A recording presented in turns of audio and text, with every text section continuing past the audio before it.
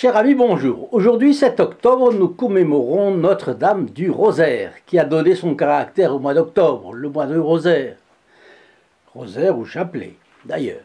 À l'origine, il s'agit d'une bataille capitale, par ses immenses conséquences. Si elle était perdue, l'Europe tombait aux mains des Turcs, y compris Rome. Si elle était gagnée, l'Europe serait à l'abri des guerres de conquête turco-musulmanes. Cette bataille, dont l'âme a été le pape Saint Pie V, et le bras armé dont Juan d'Autriche, fut une éclatante victoire de la coalition formée autour du pape et par le pape. Ce 7 octobre 1571, Notre-Dame est apparue au-dessus de la mêlée des bateaux et a mis en fuite les adversaires de la chrétienté. On continue de la célébrer et de remercier évidemment Notre-Dame du Rosaire de sa vigilante et miséricordieuse protection. Voilà donc une occasion de rappeler à quel point le Padre Pio insistait pour que chacun prie au moyen du chapelet. Le chapelet a été parfois mis de côté au cours de l'histoire de l'Église, mais il est toujours revenu en force grâce aux saints de l'envergure de notre bon Capucin et aux apparitions mariales. Donc, à vos chapelets. Je remercie ici tout spécialement les personnes qui font partie des protégés du Padre Pio. Parce que quand vous avez reçu une photo du Padre Pio, ou un objet qui a aidé votre vie spirituelle en quelque chose, eh bien, de la part de la chaîne, eh bien, c'est grâce à ce groupe. Parce que les choses n'étaient pas gratuites pour tout le monde, évidemment. Donc ce sont eux qui, ayant consenti un sacrifice financier en faveur de la cause du Padre Pio, et étant les plus fervents de ses admirateurs, permettent que cette chaîne se développe. En fin de vidéo, je vous laisserai une prière pour garder le don de la foi.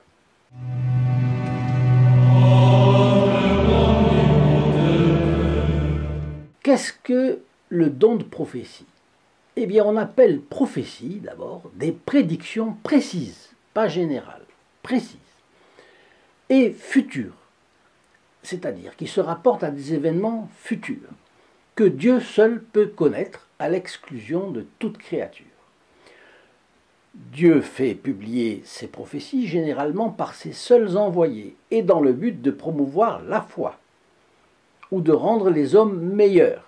Ça, là, vous voyez, ce sont les critères pour apprécier les prophéties. Si c'est du blabla, blabla, blabla, si c'est du baratin, si ça n'a ni queue ni tête, si ça ne rend pas les hommes meilleurs, si ça n'affermit pas la foi, ce n'est pas des prophéties.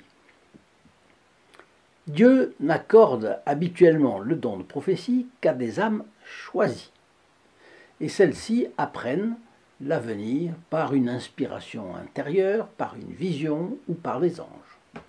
Les prophéties sont donc en règle générale une preuve de la mission divine du prophète.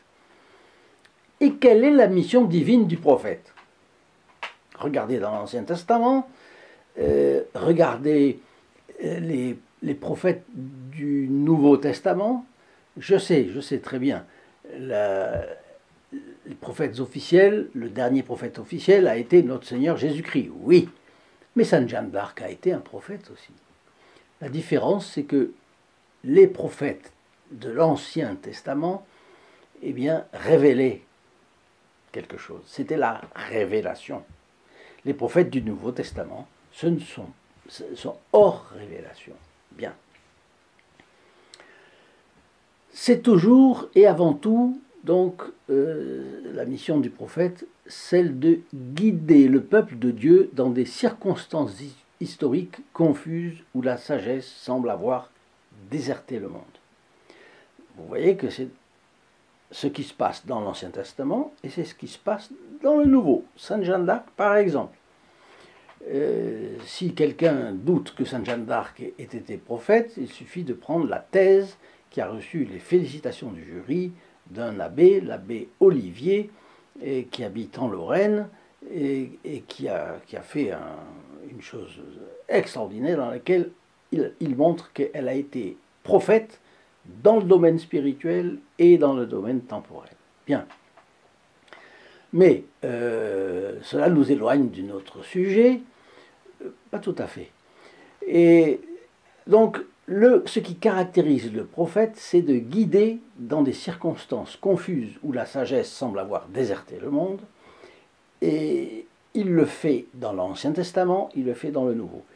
La différence, c'est que les prophètes, les grands prophètes de l'Ancien Testament, eux, révèlent, font partie de la révélation divine. Puisque vous savez que la révélation divine vient d'abord des Écritures. Et puis, la révélation se fait aussi à travers la tradition, n'oublions pas. Donc, celui qui prophétise annonce ce qu'il voit. Il annonce ce qui lui est communiqué. Cependant, selon le père Jean-Baptiste Scamarelli, ou Scaramelli, je ne sais pas, citant saint Thomas d'Aquin, l'événement prophétisé peut ou non s'accomplir. Cela dépend de l'économie de la grâce avec les hommes qui sont libres et qui sont capables d'actes de vertu immenses ou au contraire de péchés immenses qui peuvent modifier. Le bon Dieu peut, à travers son prophète ou une prophétie, annoncer une catastrophe et la catastrophe n'arrive pas parce que les personnes se sont mises à se convertir pour de bon. Ou alors, il peut annoncer quelque chose, et puis cette chose-là, il arrive qu'elle soit gâchée par des péchés immenses et qui font que l'humanité n'aura pas mérité cet événement heureux. Concernant le Padre Pio, tout le monde n'a pas cru à ces dons prophétiques, et certains résultats désastreux ont parfois subi subi ce scepticisme. Un dominicain sceptique consulte le Padre Pio. Graziano Borelli raconte qu'un prêtre dominicain, de sa connaissance, il connaissait bien, lui a dit un jour: quand vous rencontrerez le Padre Pio, demandez-lui, de ma part, de quelle manière conduire la direction spirituelle d'une certaine âme. Inutile que je vous ajoute quoi que ce soit et que je vous donne des détails. Si c'est vraiment un homme de Dieu, il comprendra et vous donnera la bonne réponse. Il semblait mettre un peu à l'épreuve le discernement du Padre Pio. Mais enfin, bien. À l'occasion de ma prochaine visite à San Giovanni Rotondo, dit le père Borelli, j'ai dit à Padre Pio ce que le prêtre m'avait demandé. Et la réponse est venue: qu'il prépare cette âme à rencontrer Dieu, qu'il la prépare au grand passage, la mort. Eh bien, les circonstances donnent raison au Padre. De retour de San Giovanni Rotondo, j'ai transmis aux frères dominicains, continue le père Borel, la réponse du saint au stigmate. Il a souri d'une façon qui m'a clairement manifesté son scepticisme. Mais 15 jours plus tard, il m'a téléphoné. La dame à propos de laquelle il avait interrogé le Padre Pio était décédée. Conclusion. Les sceptiques se mordront les doigts. Et des sceptiques, vous en avez rencontré, et moi aussi.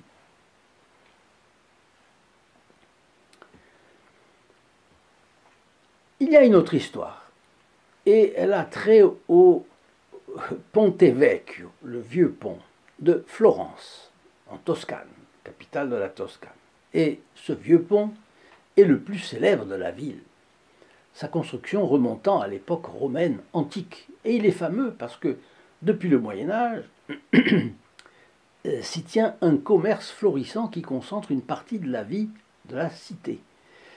Ces belles arches de pierre enjambent le fleuve Arno, et son tablier abrite une foule de boutiques d'orfèvrerie et de petites maisons d'habitation des orfèvres. Je vous en montre une photo sur l'écran. Et vous allez voir la nécessité qu'il y a à avoir confiance. Le père Borel raconte un autre témoignage, donc, autre que le premier, de celui du dominicain. Et il nous parle de ce pont. Vous allez voir, 2 époux de Florence ont un jour demandé au Padre Pio, ils sont venus à Saint-Giovanni-Rotondo, ils sont venus demander un conseil d'ordre économique. Devaient-ils vendre ou ne pas vendre un magasin de bijoux et pierres précieuses dont ils étaient propriétaires sur le Ponte Vecchio, sur ce pont-là? À la question du ménage d'orfèvre, Padre Pio voyait comme il voyait l'avenir. Padre Pio a rapidement répondu: vendez, vendez dès que possible. Mais plusieurs raisons peuvent entraîner un attachement un peu trop humain à un commerce de pierres précieuses, n'est-ce pas? Et, bref, tous deux ont laissé passer un peu de temps, puis encore du temps, et trop de temps. Dans la nuit du 3 au 4 novembre 1966, il s'est produit quelque chose de terrifiant. Une inondation colossale qui a marqué les mémoires jusqu'à aujourd'hui.